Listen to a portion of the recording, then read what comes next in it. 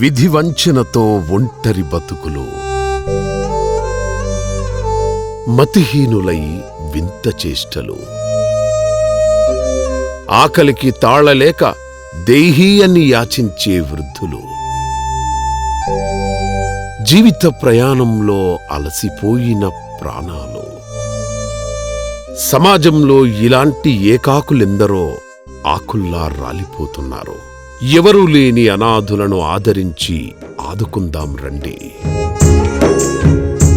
అనాథులు లేని సమాజం కోసం కృషి చేస్తున్న అమ్మా నాన్న అనాథాశ్రమానికి సహకరించండి. ఇటువంటి అనాథులు కనబడితే మాకెందుకులే అని అనుకోకుండా సమీప పోలీసులకు లేదా మాకు సమాచారం అందించి మానవత్వాన్ని చాటండి.